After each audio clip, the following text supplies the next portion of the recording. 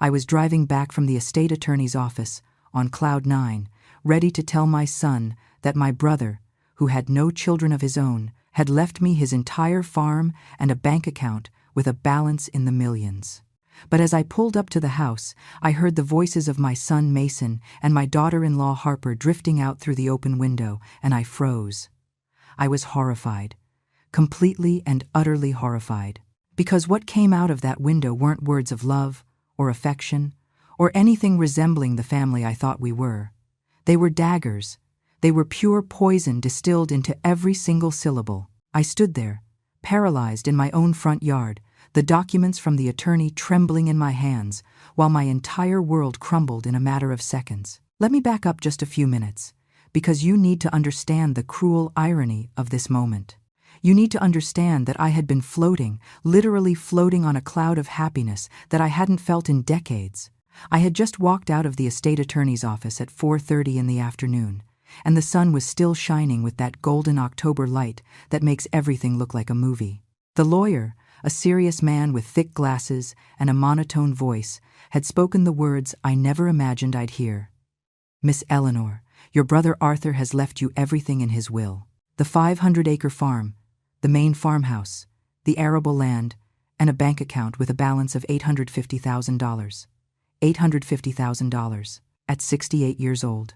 After a lifetime of breaking my back, sacrificing everything, living paycheck to paycheck, suddenly, out of nowhere, salvation, financial freedom, the end of all my worries. I signed the papers with shaking hands, shoved everything into a manila folder that I clutched to my chest as if it were the most valuable treasure in the universe, and walked out of there, feeling that for the first time in my existence, God was smiling at me. For the first time, after so much loss, so many tears, so much pain, something good was happening to me.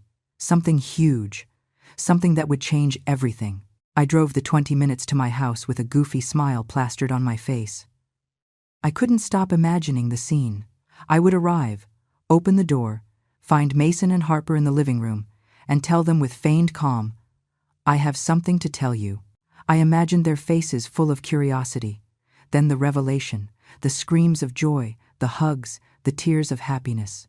My son lifting me off the ground like he did when he was young. Harper crying with emotion, that daughter-in-law I always treated like my own flesh and blood. The three of us hugging, planning the future, dreaming together. Finally, after 3 years of them living with me in my small house because they were in financial trouble, I could truly help them, buy them a house of their own, fund Mason's photography business, give Harper that trip she always mentioned, be the matriarch who rescues her family. The scent of honeysuckle drifted in through the car window, mixing with the smell of damp earth from the last rain. Everything seemed perfect, blessed, as if the universe were finally compensating for decades of suffering. Because I had suffered. God knows I had suffered. I was widowed at 30 with a 4-year-old boy in my arms.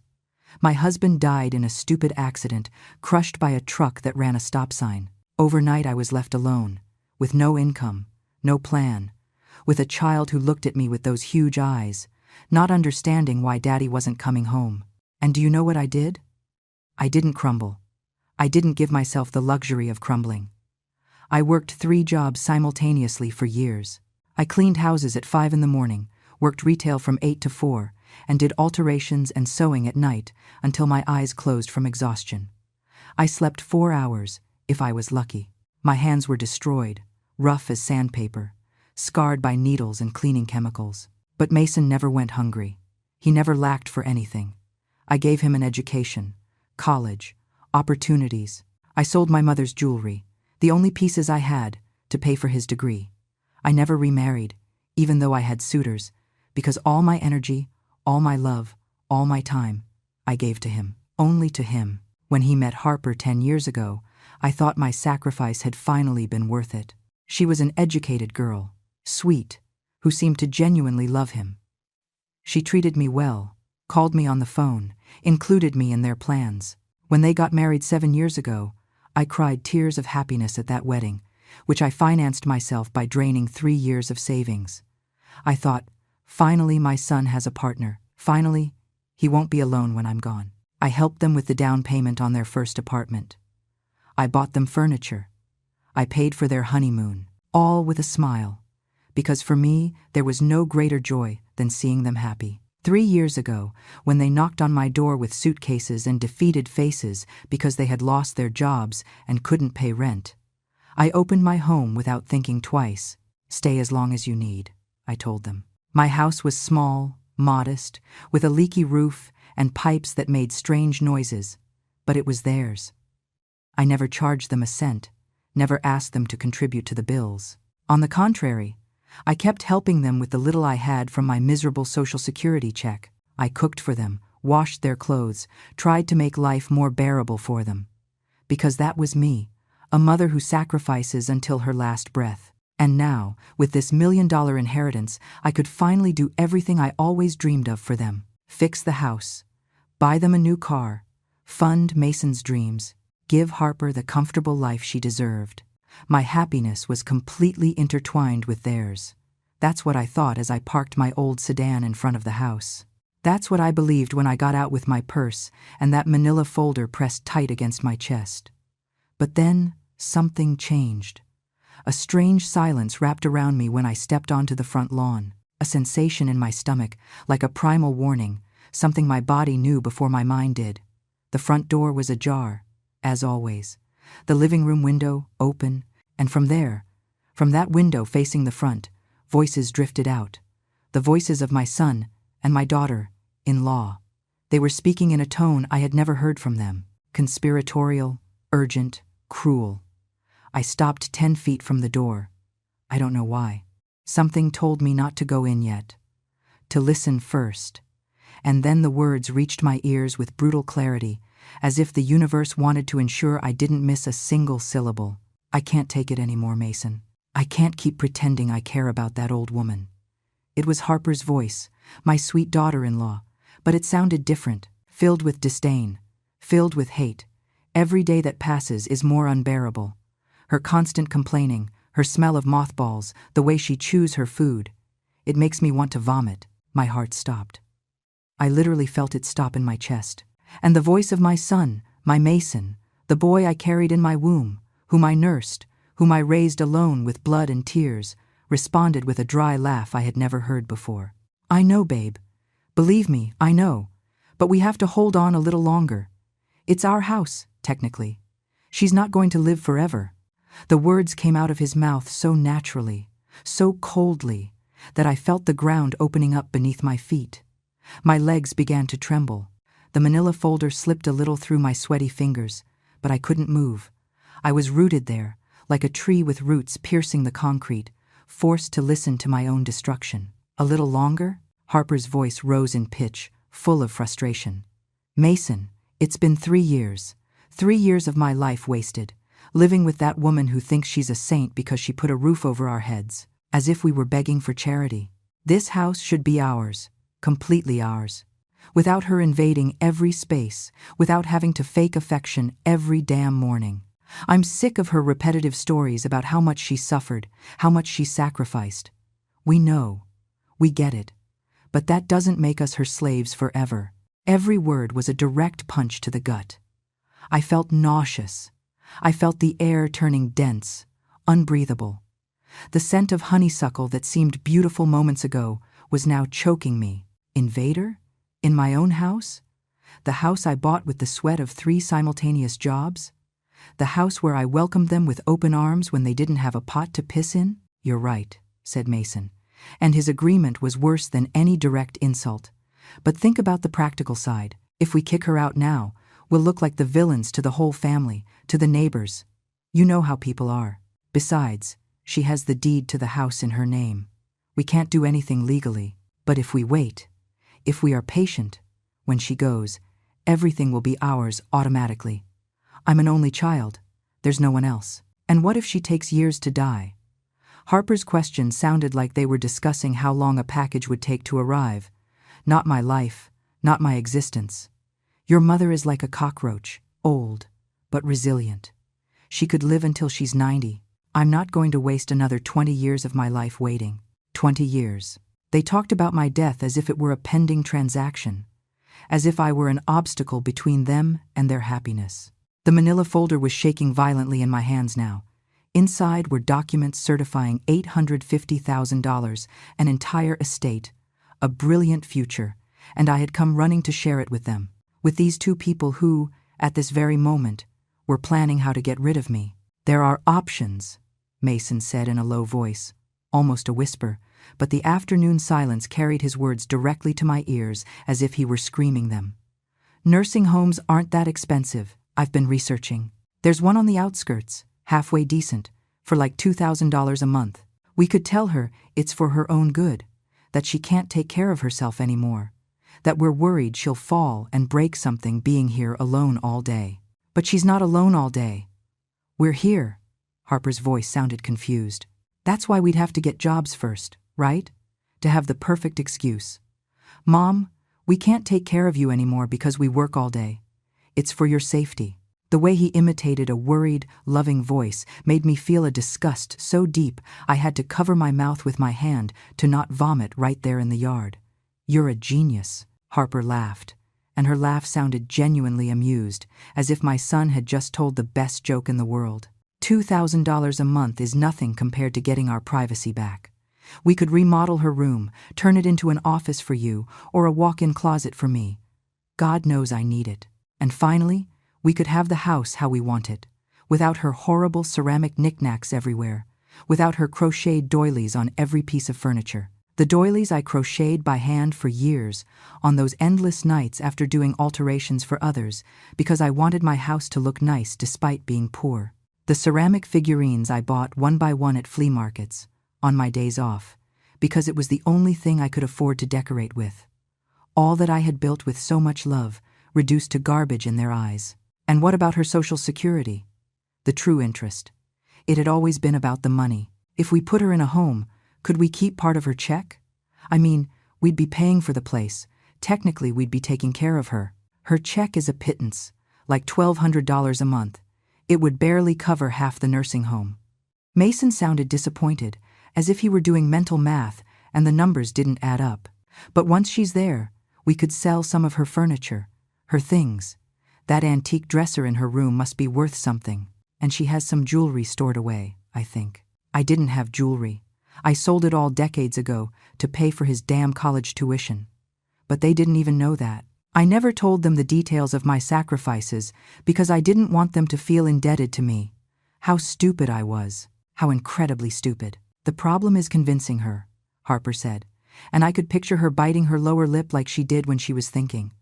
"She's stubborn. She's going to say she's perfectly fine, that she can take care of herself. She's going to cry, make us feel guilty with her stories of sacrifice. That's why we have to be strategic."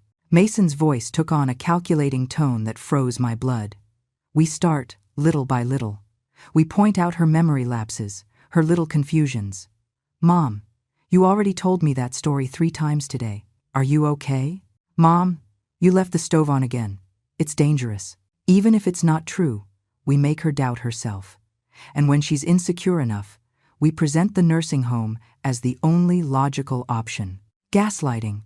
My own son was planning to gaslight me, to convince me I was losing my mind, to psychologically manipulate me until I broke. Tears began to roll down my cheeks. Hot, bitter, silent. But I didn't make a sound. I couldn't make a sound. I had to hear everything. I had to know exactly what these two people I loved with all my being had turned into. "And if she resists anyway?" Harper's question floated in the air. There was a silence. A long, heavy silence that lasted maybe 5 seconds, but felt like an eternity.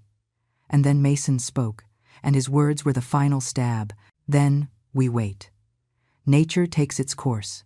And let's be honest, if she got seriously ill, it's not like we're going to spend a fortune on treatments. She's lived her life. She's had her years." "You're right," Harper sighed, as if they had just solved a complicated math problem. "Either way, in a few years this solves itself. And in the meantime, we keep smiling and enduring." My knees almost gave out. I had to lean against the porch column to keep from falling to the ground. The world spun around me in a nauseating spiral of betrayal and pain. These two people, my son and my daughter-in-law, were discussing my death like someone discussing the dinner menu, with that same coldness, with that same indifference. And the worst, The absolute worst is that I had literally come skipping with joy to share with them a fortune that would change our lives. A fortune I planned to use primarily to help them, to give them everything they hadn't been able to have. The irony was so cruel it almost made me laugh. Almost. If it weren't for the fact that I felt like they were ripping my heart out with their bare hands, I might have found some twisted humor in the situation. Here I was, with certified documents for $850,000 in my purse, listening to how they planned to stick me in a cheap nursing home and keep my miserable $1,200 Social Security check. If they knew. If they only knew what I was holding. But they weren't going to know. Not yet.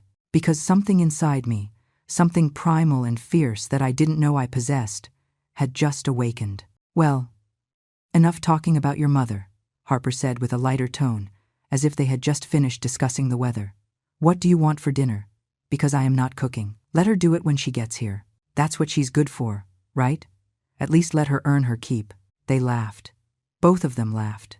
And that sound, those shared cackles at the expense of my humiliation, finally broke something fundamental inside me. For 68 years I had been Eleanor the good, Eleanor the self-sacrificing, Eleanor the forgiving, the understanding, the one who always puts others first, the one who worked until she destroyed her body so her son could have a future, the one who never asked for anything in return because a mother's love is supposed to be unconditional, selfless, eternal. But in that moment, standing in my own front yard, listening to the two people I loved most in the world plan to discard me like trash, something changed.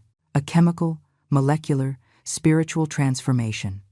The sweet and understanding Eleanor died right there, and in her place, someone new was born, someone cold, someone calculating, someone who had just learned that boundless kindness is just another form of being stupid. I wiped my tears with the back of my hand. I took a deep breath, filling my lungs with that air that now tasted like ash.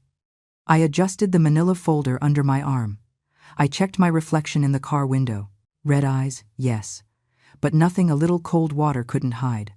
I needed to walk into that house as if I hadn't heard a thing. I needed to act. And for the first time in my life, acting didn't mean being authentic and honest, but being the best liar in the world. I walked toward the door with measured, controlled steps. I inserted the key with hands that no longer trembled with emotion, but with an icy fury that ran through my veins like mercury. I opened the door and closed it with the usual sound. Not too loud, not too soft. "I'm home," I yelled with the most cheerful voice I could manufacture. That loving mother voice I had perfected over decades. I heard them moving in the living room. Hurried footsteps, whispers. When I entered the shared space, there they were. Mason on the ivory sofa I bought myself 10 years ago, Harper in the armchair, both with their phones in their hands, the perfect picture of domestic innocence. They greeted me with smiles, wide, warm, completely fake smiles. And I, who now knew the truth, could see the lie behind every forced facial muscle. "Mom, how did it go?" Mason stood up and walked toward me with open arms. My son, my baby, the boy I nursed, whom I cured when he had chickenpox, whom I taught to ride a bike, whom I consoled when his first love rejected him. That same boy was now a stranger with my son's face, approaching to give me a hug I knew he didn't feel. I hugged him. God, how hard it was to hug him, feeling his arms around me, his familiar smell of that cheap cologne he used, and knowing that minutes before he was planning how to get rid of me. But I did it. I endured, because I needed them to believe everything was normal. "Good, son. Everything is good." My voice came out surprisingly steady. Years of hiding pain had trained me for this without knowing it. "And you guys? How was your day?" Quiet. Harper stood up too, approached, and gave me a peck on the cheek. Her perfume, the one I gave her for her last birthday because she mentioned she liked it, hit me like a punch. We were looking at some stuff online, planning some ideas for Mason's business, planning how to lock me up in a home. That's what they were planning. But I smiled. "That's great, honey. I'm glad you're being productive." The word honey almost choked me. I had called this woman my daughter for 7 years. I treated her better than many mothers treat their own biological daughters. And she called me a cockroach when she thought I wasn't listening. "Do you want me to make you some tea, Mom? You look tired." Mason looked at me with that expression of concern that I now knew was pure theater. He was probably already practicing for when he would start his plan to make me think I was losing my mind. No thanks. Sweetheart, I'm fine.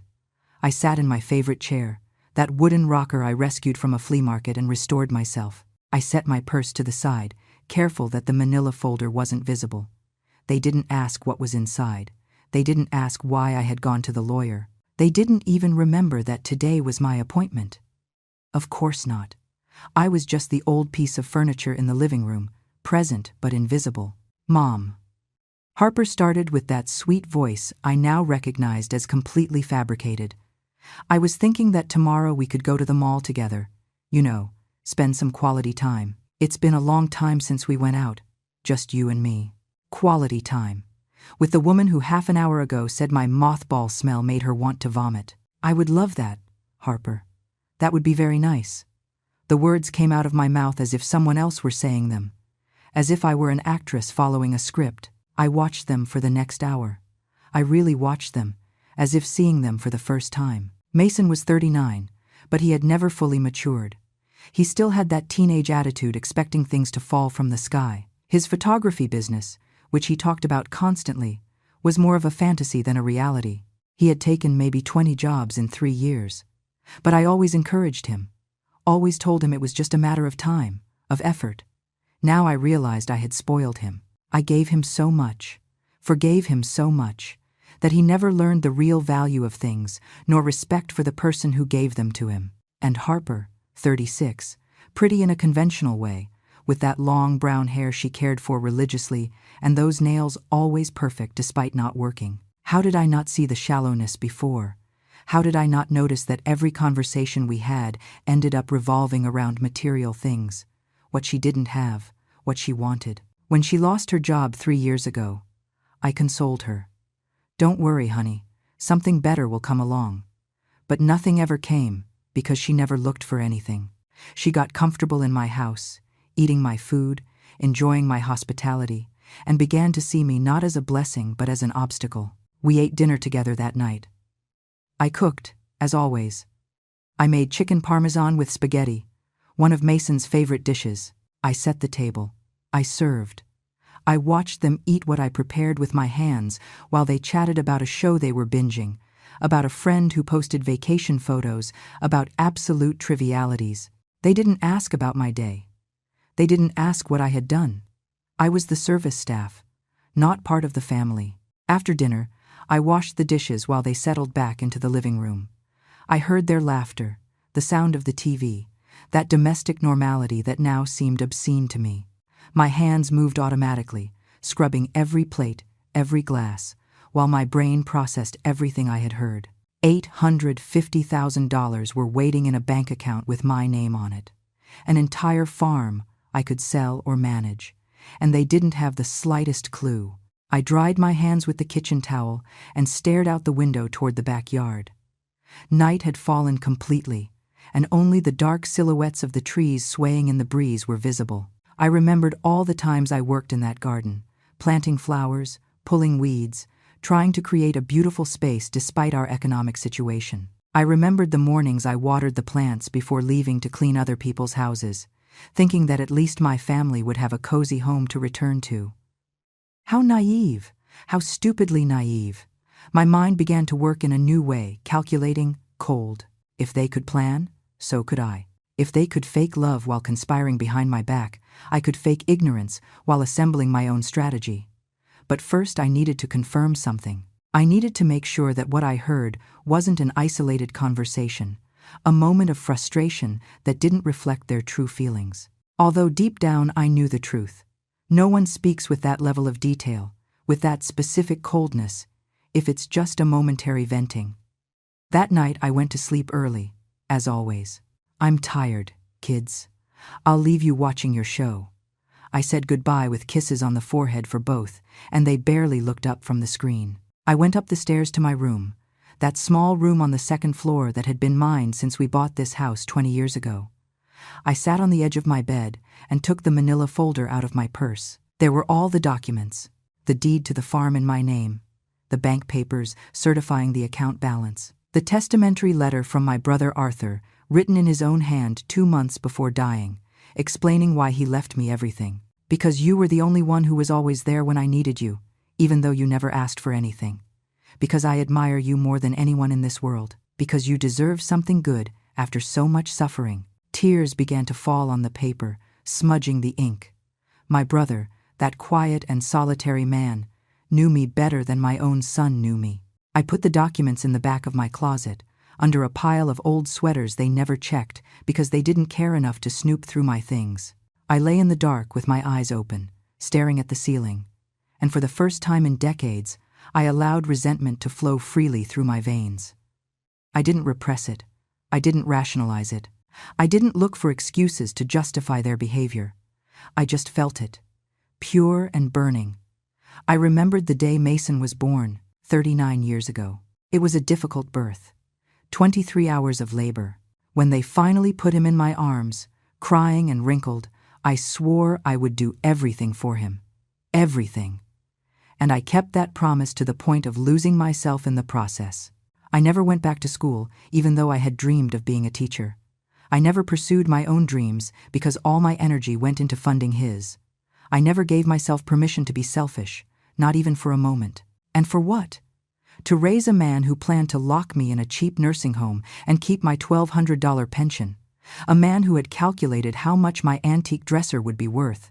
A man who literally said he wouldn't spend money on treatments if I got seriously ill because I had already lived my life. The rage I felt in that moment was different from anything I had experienced before.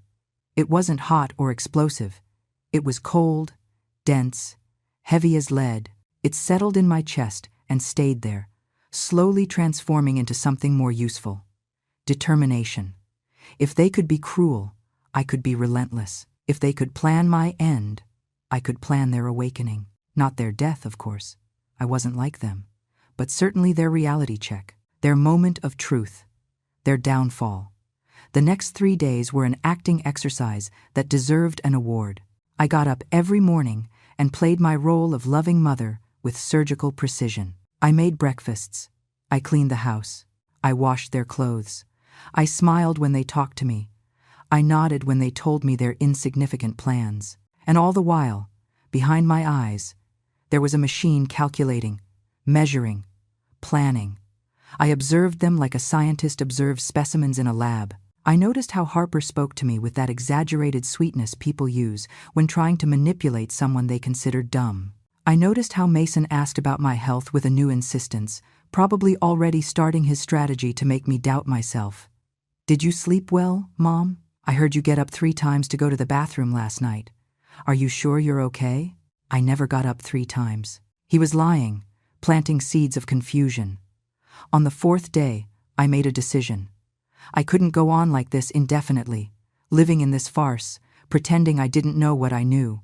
I needed to confirm just how far their betrayal went, and I needed to do it in a way that gave me absolute advantage.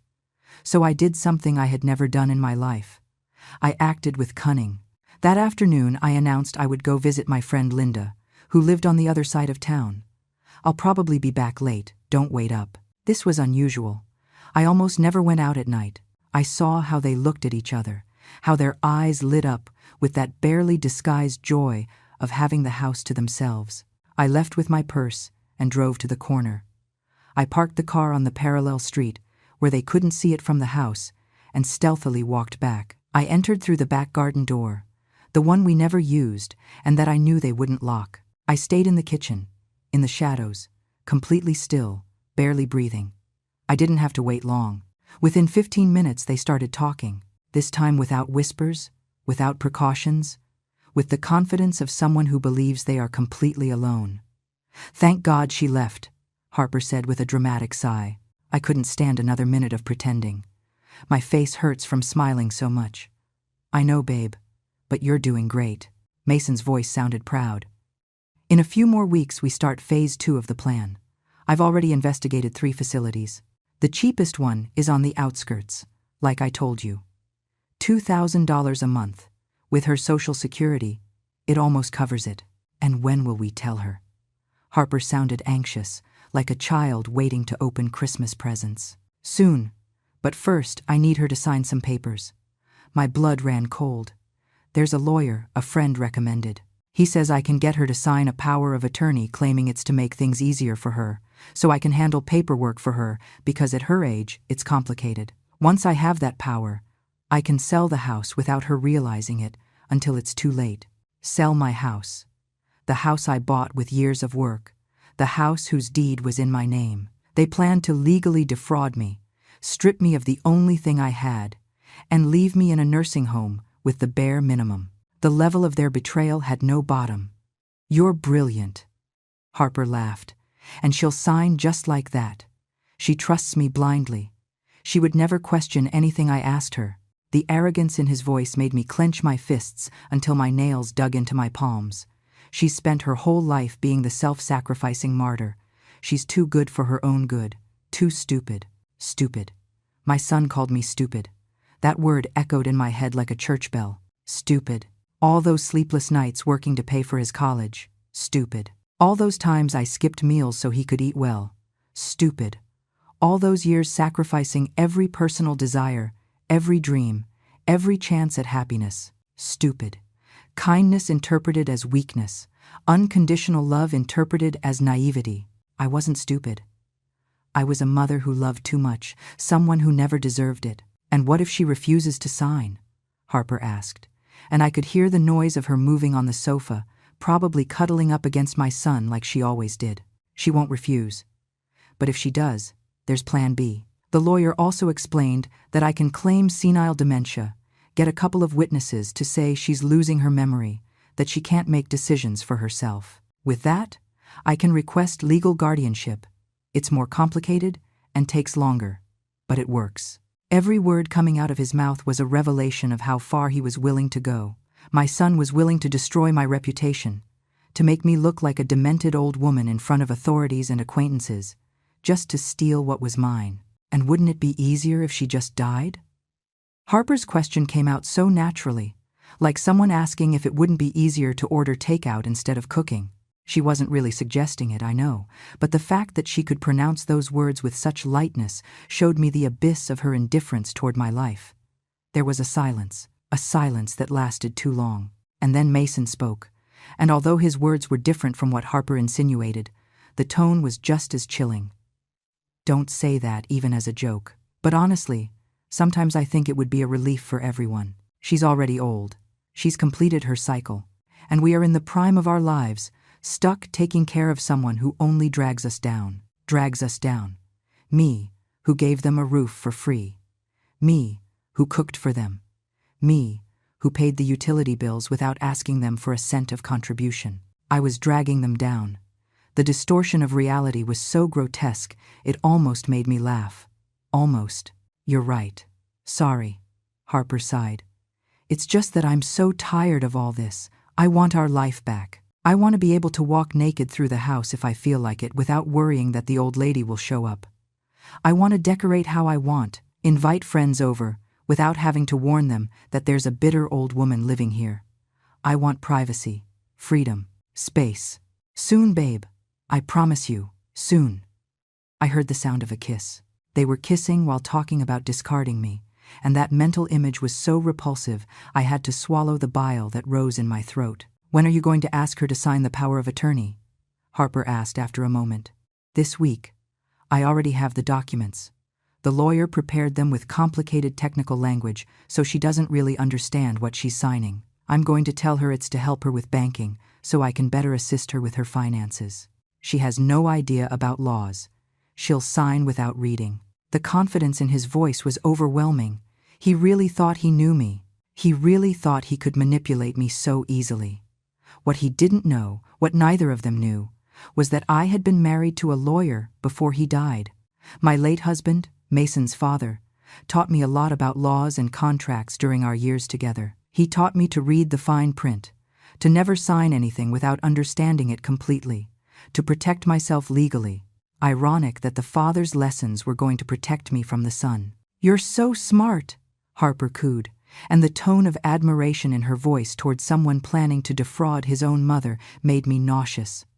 And after selling the house, what will we do with the money? First, we pay off all our debts. We owe like $20,000 in credit cards. $20,000. I had no idea they had those debts. They never asked me for help. Then we buy a small condo for us, something modern in a good area. With what's left, we can travel, buy a decent car, finally live well. And your mother in the nursing home for $2,000 a month? The question had a hint of guilt, barely perceptible. She'll be fine. She'll have a roof, food, basic care. It's more than many have at her age.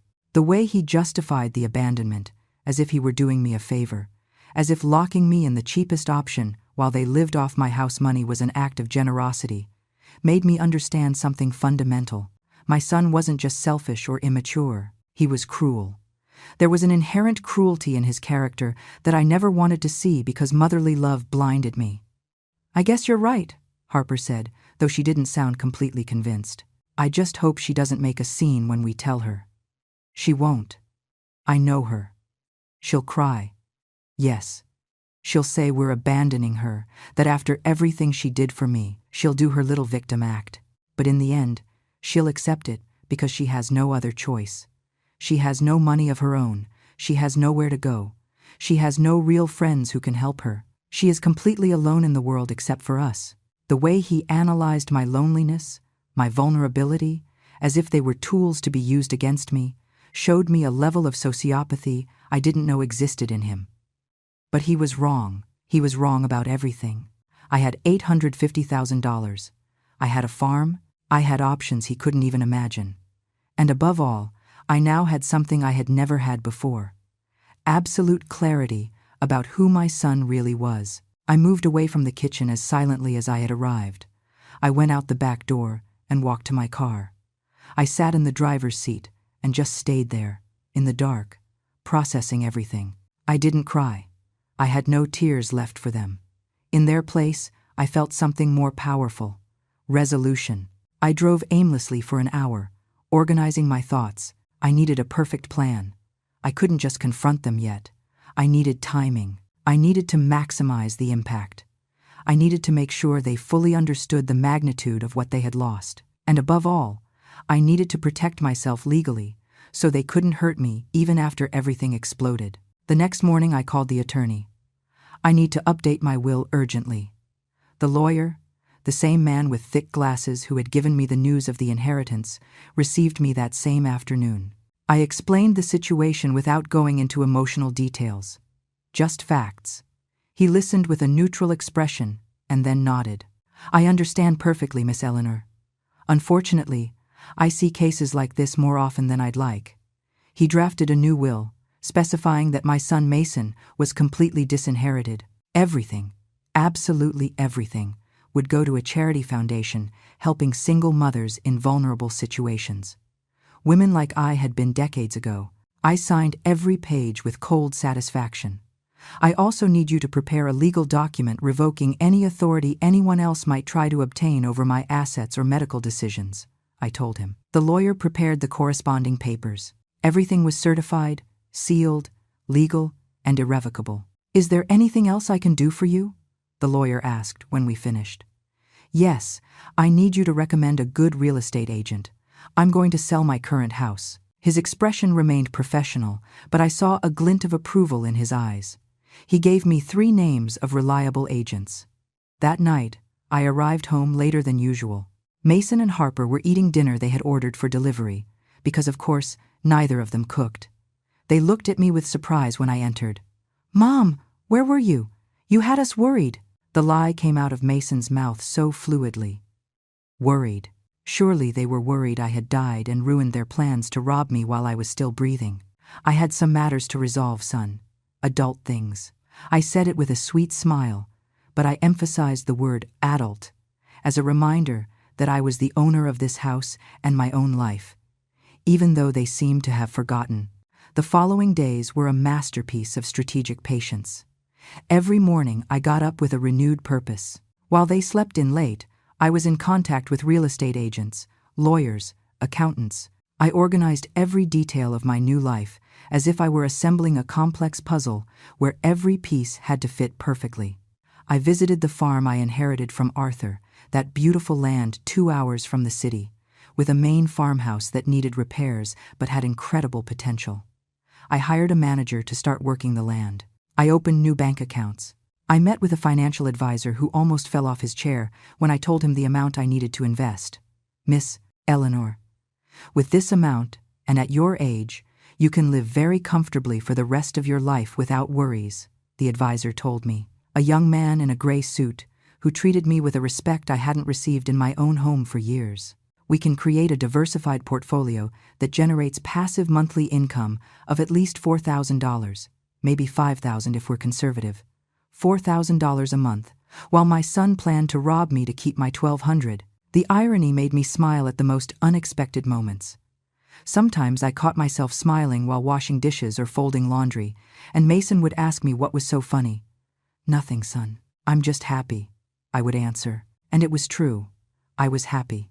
Happy in a dark and vindictive way, but happy nonetheless.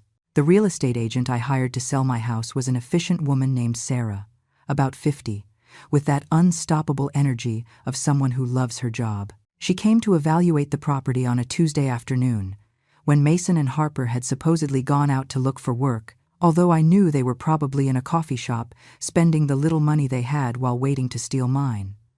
"It's a charming property, Miss Eleanor," Sarah said, walking through the rooms with her tablet in hand, taking notes and photos. "The location is excellent. The size is perfect for a young family. With some minor repairs, we could put it on the market for $320,000, maybe up to $350,000 if we find the right buyer." $320,000. The house I bought 20 years ago for $80,000, working like a slave, was now worth 4 times more, and my son planned to sell it out from under me, keep the money, and stick me in a dump of a nursing home. The rage I felt was so intense I had to sit down. "Are you okay?" Sarah approached with genuine concern. Yes, I'm just emotional. This house has a lot of memories." I wasn't lying. It had memories, some good, from when Mason was a child and still genuinely loved me, when we played in the yard and he hugged me before sleeping, and recent horrible memories of betrayal and cruelty. I understand perfectly. Selling a house is always an emotional process. Sarah patted me on the shoulder. "But I assure you we will find the perfect family for this place. When do you want to list it?" "As soon as possible. Let's say in 2 weeks. I needed that time to coordinate everything else, to ensure that when the hammer fell, it fell with deadly precision." "Perfect. I'll prepare all the documents." Sarah left with her tablet full of photos and measurements, leaving me alone in the house that soon would no longer be mine, but soon would also no longer be theirs. That night Mason finally made his move. I arrived from running errands and found him in the living room with a folder of documents on the coffee table. He had that rehearsed, serious expression, like an actor about to deliver his big monologue. "Mom, I need to speak with you about something important." He sat on the sofa and motioned for me to sit next to him. Harper appeared from the kitchen with 2 cups of tea, one for him and one for me, with that Judas smile. "Sure, son, tell me." I sat down and took the cup of tea, feigning absolute innocence. "Look, I've been thinking a lot about your situation."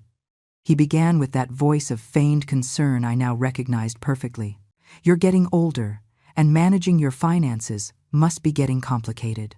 The banks, the paperwork, all that bureaucracy. So I consulted with a lawyer, and he suggested that maybe it would be a good idea for you to give me power of attorney to help you with those things." Power of attorney. I acted confused, tilting my head like an old woman who doesn't understand complicated terms. "Yes, Mom. It's just a document that allows me to handle banking and legal matters for you, to make your life easier. That way, you don't have to be going to banks, signing complicated papers. I take care of everything." The smile he gave me was the same one he used when he was a child and wanted to convince me to buy him a toy. "Oh, how considerate of you, son." I took the folder and began to review the documents. They were exactly what I expected. A broad power of attorney that would give him total control over all my properties, bank accounts, and financial decisions. In other words, carte blanche to rob me legally. It's a bit technical, Mom. Don't worry about understanding everything. Basically, it just says, I can help you with your things. Mason tried to take the papers from my hands, but I gripped them tighter. No, no, let me read. Your father always told me never to sign anything without reading it completely. I saw him tense up. The mention of his father, my late husband, always made him uncomfortable because deep down he knew his father would have been deeply disappointed in him. I read every word carefully while Mason and Harper watched me with growing impatience. The document was drafted deceptively, using complicated legal language to hide the fact that I would basically be stripping myself of all control over my own life. This says you could sell my properties without my consent, I said, pointing to a specific clause. No, Mom. That's only in case of emergency, if you couldn't make decisions for yourself. The lie came out so smooth. He had perfected the art of deception. And this part about you being able to make medical decisions for me. I pointed to another section. It's for your protection, Mom. Imagine you're in the hospital and can't communicate. Someone has to be able to decide for you. Harper intervened with that sweet, poisonous voice. I looked at both of them. I saw the anxiety in their eyes, the barely contained greed. They wanted me to sign right there, in that moment, before I could think too much or consult anyone else. And for a second, a single second, I considered signing the document just to see their faces when they discovered I had nothing to steal because I had already moved everything. But no, I had a better plan. You know what, son? You're right. This seems very useful. I saw them relax, exchanging looks of victory. But let me take it to my own lawyer so he can explain it to me better, just to be sure I understand everything. The mask cracked for an instant. Your lawyer? Mom, you don't need to spend money on a lawyer. I already consulted with one. I know, son. But your father always said that in legal matters, it's better to have a second opinion. Don't worry. It's not mistrust toward you. It's just caution. I smiled with all the sweetness in the world as I put the documents back in the folder. But, Mom, Mason tried to protest. It's decided. I'll take it tomorrow to the estate attorney who helped me with your Uncle Arthur's inheritance papers. I dropped that information casually like a bomb. I had avoided mentioning the inheritance for days, waiting for the perfect moment. The change in atmosphere was instant. Mason and Harper went rigid as statues. Inheritance? What inheritance? Mason's voice sounded sharp, almost hysterical. Oh, I hadn't told you? I acted surprised. Your Uncle Arthur left me some things when he died.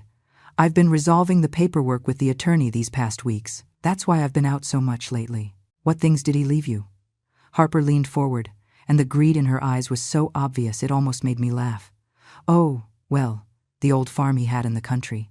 You know, that dilapidated property that almost no one visited. I said it with a dismissive tone, as if it were worthless. And some money in the bank. Not much, just some savings. How much money? Mason didn't even try to hide his interest anymore. He had leaned forward, hands clenched on his knees, eyes shining with that avarice I could now see with crystal clarity. I'm not sure exactly. The lawyer told me an amount, but you know how I am with numbers. I touched my temple with a gesture of adorable confusion.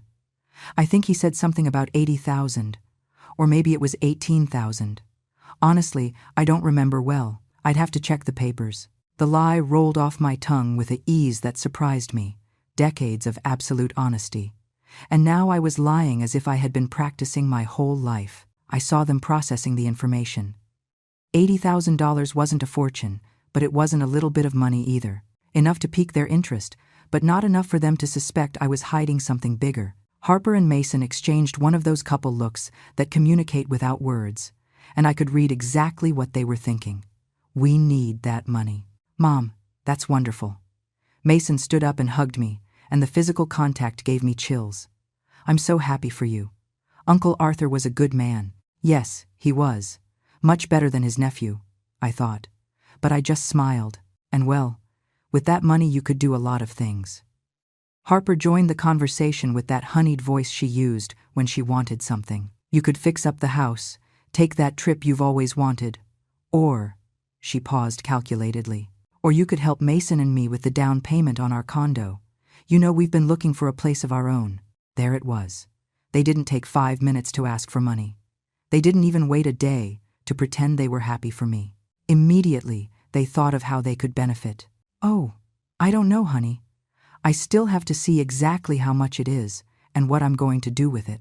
I played indecisive, the confused old lady who doesn't know how to handle money. Plus there's the farm. The lawyer says I could sell it, but I don't know if anyone would want to buy that old land. I could help you with that, Mom. Mason practically jumped at the offer. I could research buyers, handle the sale for you. It would be easier if you give me that power of attorney I showed you. That way I can do all the paperwork without bothering you. Of course, now the power of attorney wasn't just to rob me of the little they thought I had, but to steal the inheritance too. They wanted total control of everything. The magnitude of their greed knew no bounds. Let me think about it, son. It's all very recent, very overwhelming. I yawned exaggeratedly. I'm tired. I'm going to sleep. I got up with the folder of documents under my arm and went up the stairs to my room. From upstairs, I heard them speaking in urgent whispers. I lowered the volume of the TV I had left on in my room and pressed my ear to the door to hear better. This changes everything. Harper's voice sounded excited. If she has 80,000 plus the sale of the farm, we're talking about much more money than we thought. I know, but we have to be careful. She can't suspect anything. Mason sounded anxious but controlled. I'm going to investigate how much that farm is really worth. If it is where I think it is, it could easily be worth 200,000 or more. And do you think she'll give us the money if we ask for it? Harper doubted. Not all of it. She's stingy. She's always been stingy. She'll say she needs to save some for emergencies, for her old age. That's why I need her to sign that power of attorney. Once I have it, I can sell everything without her noticing until it's too late. I'll tell her the prices were lower than expected, that there were legal fees, that little was left after taxes. She knows nothing about those things. Stingy. He called me stingy. The woman who spent every last cent on him for decades, who drained her savings multiple times to help him, who worked until she got sick to give him everything. Stingy. But we have to act fast, continued Mason, before someone else gets into her head. Before that lawyer suggests she do something different with the money.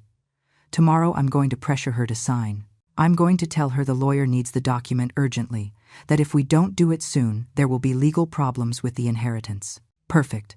I'm going to take her shopping tomorrow. I'll keep her distracted, tired. When she gets home, she'll be so exhausted she'll sign whatever you put in front of her. Harper laughed. And that sound pierced me like a knife. This woman I treated like a daughter was deliberately planning to exhaust me, to manipulate me. You're brilliant, babe. Another kiss. More sounds of affection between two people conspiring against me. In 2 weeks, all this will be ours. The house, the inheritance money, everything. And she's going to be in that nursing home without knowing what happened. I moved away from the door and sat on my bed. My hands were shaking, but not from fear or sadness, from anticipation, from power, because they didn't know I knew. They didn't know that every word they uttered was only digging their grave deeper. They didn't know the money was already protected, that the house was about to be sold, that I had changed my will, that I had everything documented with lawyers and notaries. That night I barely slept. Not from anxiety, but from the pure adrenaline of knowing I was about to teach them the most important lesson of their lives. I stayed awake planning every detail of the final moment, that instant when I would reveal everything to them. It had to be perfect. It had to be devastating. It had to leave them without words, without excuses, without an exit. The next morning, Harper appeared in my room early, with a radiant smile. Good morning, Mom. How about today you and I go shopping? It's been so long since we spent time together, just the two of us. Oh, what a nice gesture, honey. I smiled with all the innocence I could manufacture. I'd love that. We had breakfast, the three of us together. A breakfast she prepared for the first time in months. Scrambled eggs, toast, orange juice, all served with smiles and polite conversation.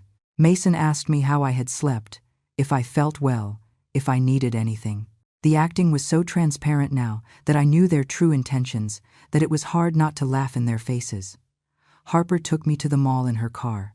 On the way, she talked nonstop about trivial things, keeping me entertained, establishing that false intimacy. We walked through stores for hours.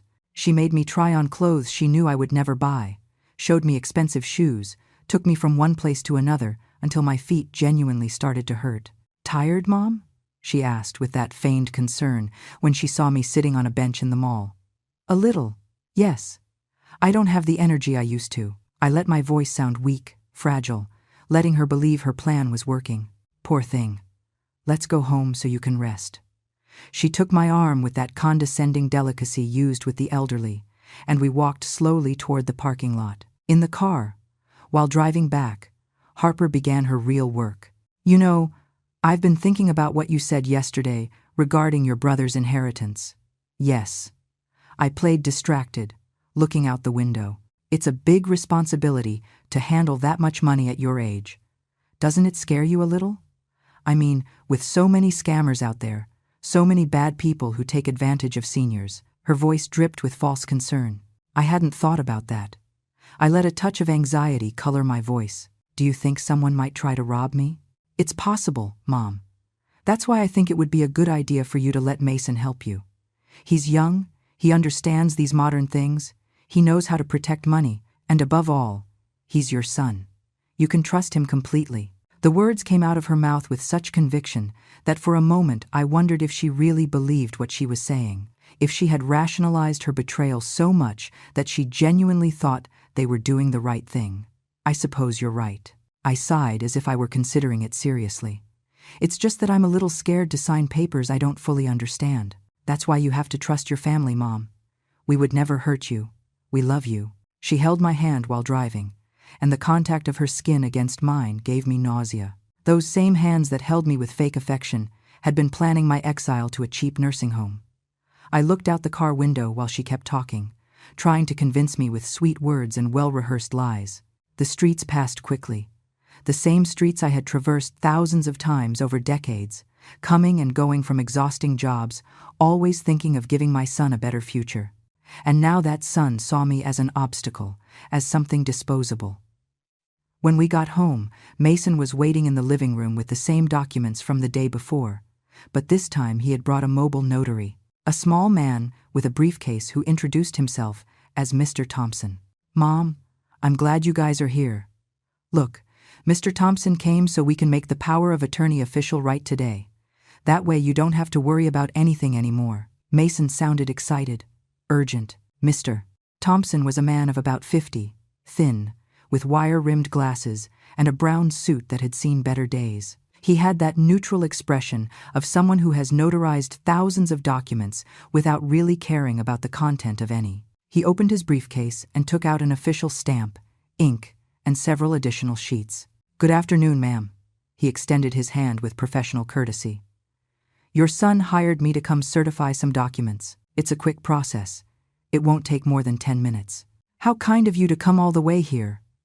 I shook his hand and sat in my favorite rocking chair, acting like the tired old lady who had just arrived from an exhausting day of shopping. May I see the documents first? Mason tensed visibly. Mom, they're the same ones I showed you yesterday. Mr. Thompson is in a hurry. He has other clients waiting. There's no rush, Mason. Mr. Thompson passed me the documents with a professional smile. The lady has every right to review what she is going to sign. In fact, it is my obligation to ensure she understands completely. I saw Mason clench his fists. His plan was getting complicated. I took the papers and began to read them slowly, very slowly, running my finger along every line as if I needed help following the text. The silence in the living room was so thick you could cut it with a knife. This says my son would have total control over all my bank accounts, I said after a moment, pointing to a specific clause. That is correct, ma'am.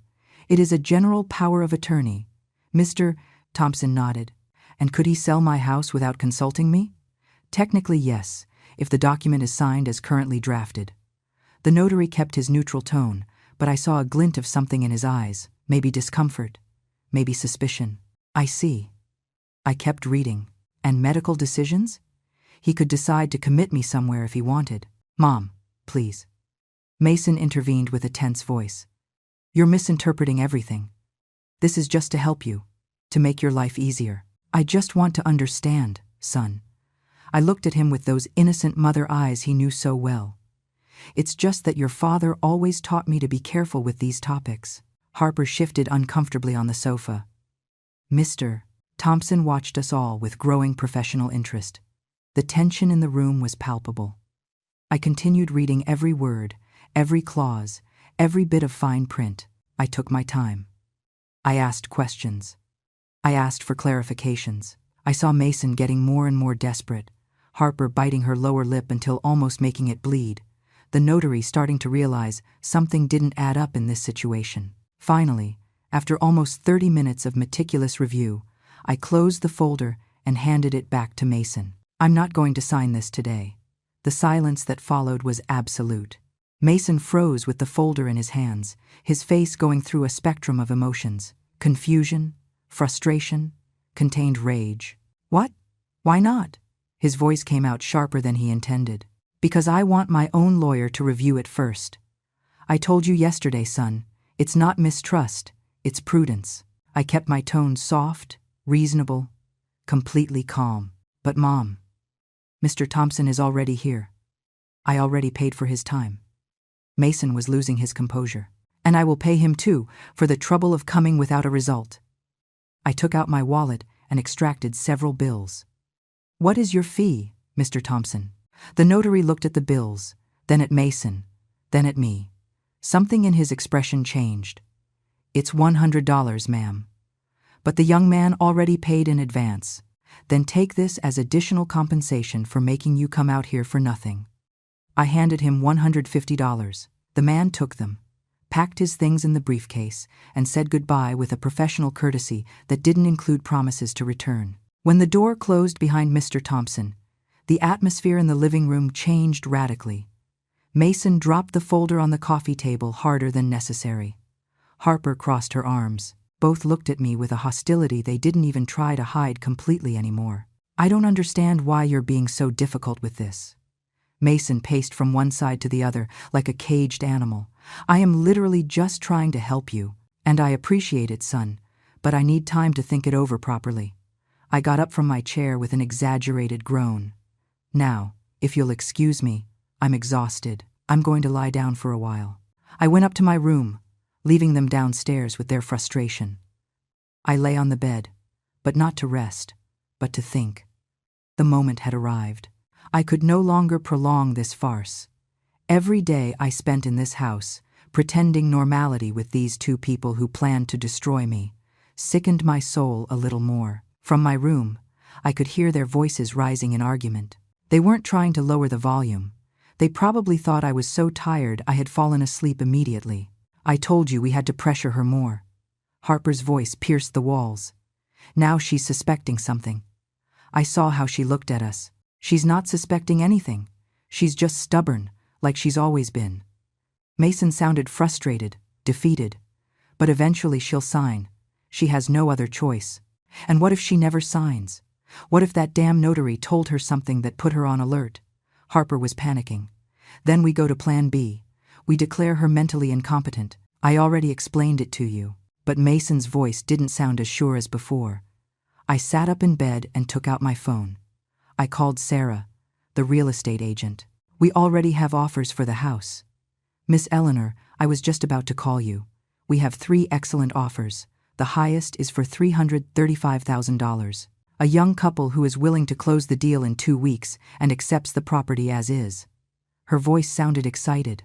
"I accept. Prepare all the documents." My voice was firm, decided. "Perfect. Do you want us to coordinate a date for the couple to see the property?" "It's not necessary.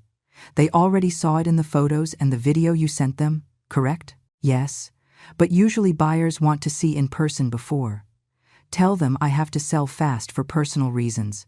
If they are willing to close without more visits, I'll drop $5,000. $330,000. Deal closed in 2 weeks. I was willing to lose a little money in exchange for speed." Sarah paused. "Let me contact them. I'll call you in an hour." 40 minutes later, my phone rang. They accepted. They want to close in 10 days, if possible. They have the cash ready. Perfect. Proceed with everything. I hung up and stared at the ceiling of my room. 10 days. In 10 days, this house would no longer be mine, but it wouldn't be theirs either. It would never be theirs. I also called my lawyer, the same one who had handled Arthur's inheritance. "I need you to prepare a formal letter for my son, informing him that he has 30 days to vacate the property once the sale is finalized. "Are you sure about this, Miss Eleanor?" His voice had a tone of paternal concern. "Completely sure. And I also need you to be present when I communicate it to him. I want everything legally documented." "Understood. I'll prepare everything." The following days were an exercise in absolute control. Mason tried several more times to get me to sign the power of attorney, each time with different arguments. That the lawyer had found problems with the inheritance requiring immediate action. That there was an investment opportunity we couldn't pass up. That the bank was asking questions about Arthur's money. All lies. And I let them fall without effect. "I already told you I'm going to review it with my lawyer. Son, have patience." And every time I said it, I saw his frustration grow a little more. Harper changed tactics. She became even sweeter, more attentive, cooking my favorite meals, offering to help me with everything. "Mom, let me take you to the bank tomorrow. We can review your accounts together, organize everything. It would be fun. A girl's day." I rejected every offer with politeness, and I saw how behind her smile, resentment grew. I packed my things in secret, only the essentials. Clothes, important documents, some photographs of when Mason was a child and still loved me genuinely. I left everything else. The furniture, the ceramic ornaments they despised so much, the crocheted doilies. Let them do whatever they wanted with all that. I didn't need it anymore. Day 9 arrived. Tomorrow would be the closing of the house sale. This night would be my last night sleeping here. And I had decided that this night would also be the night I would tell them everything. I sat in front of the mirror in my room and looked at myself really for the first time in years. There was Eleanor, 68 years old, with wrinkles that told stories of suffering and sacrifice, gray hair that was once jet black, hands rough and marked by decades of hard work. But in my eyes, I saw something new: fierceness, determination, power. I put on my dark green dress, the one I saved for special occasions. I combed my hair with care. I put on light makeup. I wanted to look dignified for this moment. I wanted them to remember this image of me not as the victim they planned to create, but as the strong woman I always was, but whom they never knew how to appreciate. I went downstairs at 7 in the evening. Mason and Harper were in the living room watching television, as always. When they saw me enter dressed up, they looked at me with surprise. "Are you going out, Mom?" asked Mason. "No. We are going to eat dinner, the 3 of us together, tonight. I have something important to tell you." My voice had a quality they hadn't heard before. Authority. Control. I prepared dinner myself that night. It wasn't anything elaborate, just pasta with tomato sauce and salad, but I did it with hands steadier than I'd had in weeks. I set the table carefully, using the cream-colored tablecloth I reserved for special occasions. The good plates I almost never took out. The wine glasses that were a wedding gift almost 40 years ago. Everything had to be perfect for this moment. Mason and Harper sat at the table with confused expressions. It wasn't normal for me to do all this on a random weekday. They looked at me with that mix of curiosity and suspicion, trying to decipher what was happening. "This looks very fancy, Mom." Mason tried to sound casual, but I detected the tension in his voice. "Is there a special occasion?" "Yes, there is." I served the pasta on each plate with deliberate, calm movements. "Today is a very important day. The day several things come to an end." Harper and Mason exchanged looks. "What do you mean?" she asked. I sat in my place at the head of the table, the position I had always occupied in this house. I folded my hands on my lap and looked them directly in the eyes, first one, then the other. The silence stretched for several seconds. I let the tension grow, let them feel uncomfortable. Exactly 11 days ago, I began with a clear and controlled voice. I arrived at this house after receiving the most wonderful news of my life. My brother Arthur had left me an inheritance, not the $80,000 I mentioned to you. I paused and saw how they leaned forward, attentive. But $850,000 in cash, plus an entire farm of 500 acres. The shock on their faces was instant. Their jaws literally dropped. Harper dropped the fork she had lifted. Mason froze mid-movement. "I came running home that day," I continued, without averting my gaze, excited like a little girl, imagining the joy on your faces when I told you, thinking about everything we could do together with that money, about how I could finally help you significantly after years of struggle. My voice remained even, without emotion, just stating facts. But when I got to the door of this house, I heard voices coming from the open window. Your voices. I saw the color drain from their faces. Mason opened his mouth to speak, but I raised a hand. No, now it's my turn to speak. You already had enough time. The tone of my voice was steel. I heard you planning how to put me in a nursing home for $2,000 a month. I heard you discussing how to keep my Social Security check. I heard Harper call me an old cockroach, say that my mothball smell gave her nausea, that she was tired of pretending she cared. Harper turned pale as paper.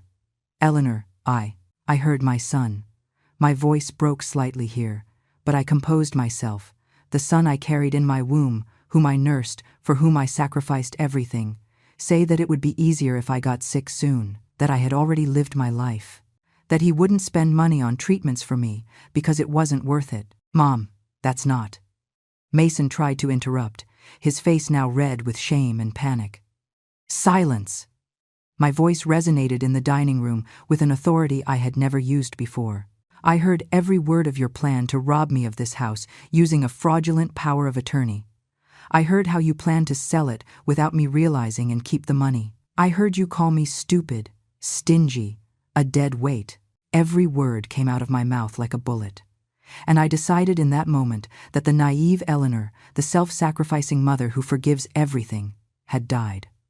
In her place, someone new was born. Someone who was finally going to think of herself first. I got up from the chair and walked to the window, turning my back on them for a moment to regain composure. When I turned around, my eyes were dry but shining with determination. These last few days have been very productive for me. I began to walk slowly around the table, like a lawyer presenting evidence to the jury. I hired the best financial advisor in the city. I invested the $850,000 in a way that generates approximately $4,500 a month in passive income. I changed my will with a certified estate attorney. My son Mason is completely disinherited. My entire estate will go to a foundation that helps single mothers in vulnerable situations, women like I was once. Mason stood up abruptly. You can't do that. I'm your only son. I can and I did. It is already signed, sealed, and legally registered. My voice didn't tremble. I also hired a real estate agent. This house, the house you planned to steal from me, was sold 3 days ago. The closing of the sale is tomorrow at 10 in the morning, for $330,000. The silence that followed was deafening. I could see their brains processing the information, calculating, panicking. $330,000, Harper whispered, doing the mental math of everything they had just lost. That's right. And before you ask, no, you won't see a cent of that money either. I took an envelope out of my pocket and let it drop onto the table. This is a legal eviction notice. You have exactly 30 days starting tomorrow to remove all your belongings and find another place to live. But we have nowhere to go. We have no money, Mason shouted, and the desperation in his voice was real. How interesting. I crossed my arms, because I didn't have money either when I was widowed at 30 with a 4-year-old child. And somehow I survived. I worked 3 simultaneous jobs. I slept 4 hours a night for years. I literally broke my back, so you would have food, education, opportunities. My voice rose in volume, and I did it alone, without complaining, without planning to betray anyone, without thinking about sticking my son in a nursing home when he became inconvenient. Mom, please.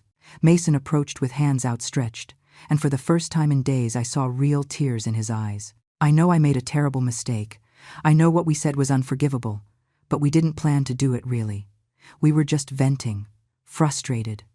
You know how it is when people are under financial stress. A mistake? I laughed, and the sound came out bitter, dry. A mistake is forgetting to buy milk at the supermarket. What you two did was meticulously plan how to defraud, rob, and abandon me.